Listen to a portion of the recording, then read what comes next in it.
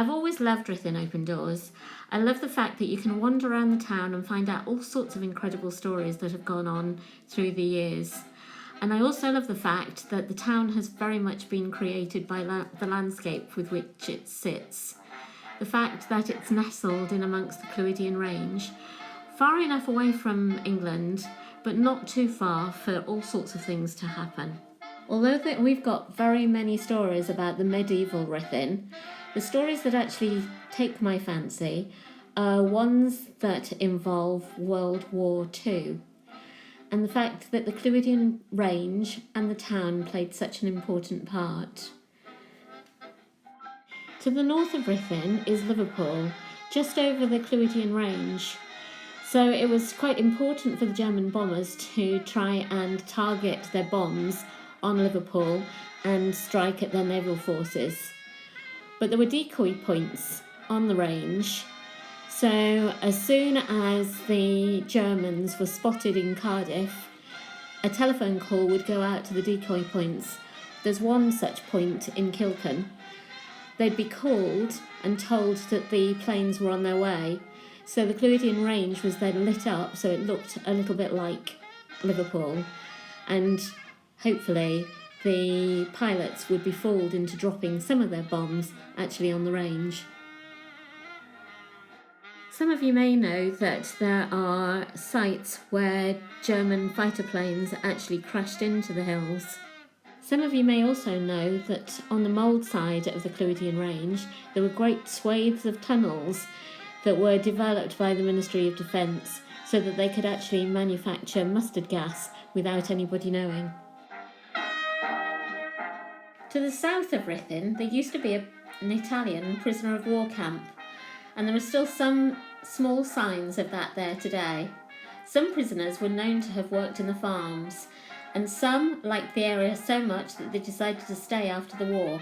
We still have a few Italian-named families actually in the town. The music evenings at the camp were supposed to be amazing, and there is one story that's told where a Ruthin gentleman actually dressed up as a prisoner of war just to get into a show to enjoy it. Let's get back to Ruthin.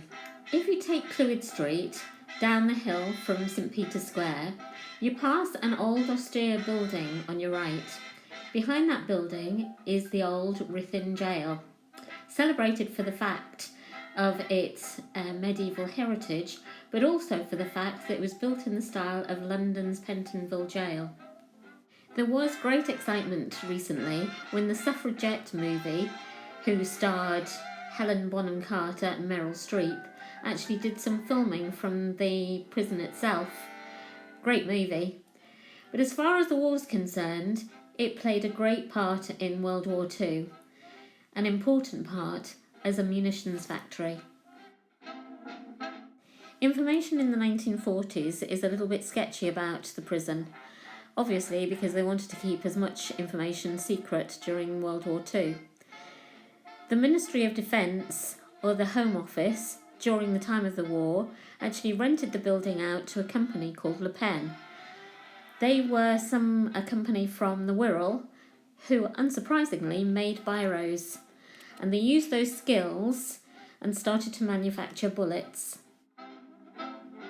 The Imperial War Museum actually has footage of Ruthin Prison when it was a munitions factory, and when I came to this area about 35 years ago, I actually happened to see this footage, and I was totally mesmerised by it and always wanted to actually find out a little bit more about it. At the rear of the jail, there's a grilled opening which actually forms the beginning of the Imperial War Museum film. I think it's amazing to watch a lorry load of bullets coming out of the back of the prison. During the 1940s, a Victoria Cross holder was a bit like having a celebrity at the same level as David Beckham. And we had a Victoria Cross holder come and visit our town to have a look at the munitions factory and to inspire the ladies to carry on making bullets so that the forces could carry on fighting the war. The filming followed the ladies walking down Clwyd Street. We can see today what it would look like. But as it was then, hundreds of ladies were marching down the road walking into the factory to clock on. I wondered the first time I saw this film exactly where all those ladies had come from. I now know that some were actually local and some may have been bussed in from Cadwyn, but there must have been a heck of a lot of ladies that were still working on the land because the men folk were out on the front line. You can see how important the Victoria Cross holder was because of all the other dignitaries that are walking around with him. And you can see that how they used to use all the different cells to store the munition. Towards the end of the film, there is a presentation somewhere. I presume it's in the market hall. But again, there are so many hundreds of people actually listening to the presentation. It's a real sign of the times, listening to the presentations themselves. It is really most important that we do blast hell out of these Germans. And I assure you that the more you give us, the more we'll do. We shall, until the war is over, continue to strive for even more and more munitions. If you are short of weapons, it shall not be our fault. And as a token of this pledge, I ask you to carry with you on your future flights and journeys to Stanton Kent.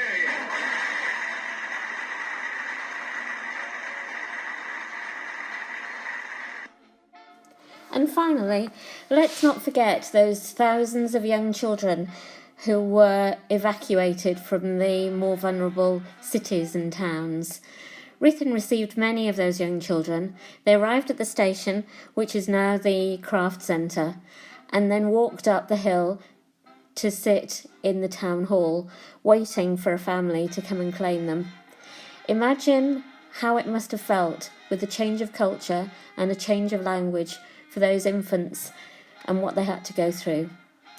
If you found any of this interesting, please drop into Ruthin and walk in the paths that others have trod.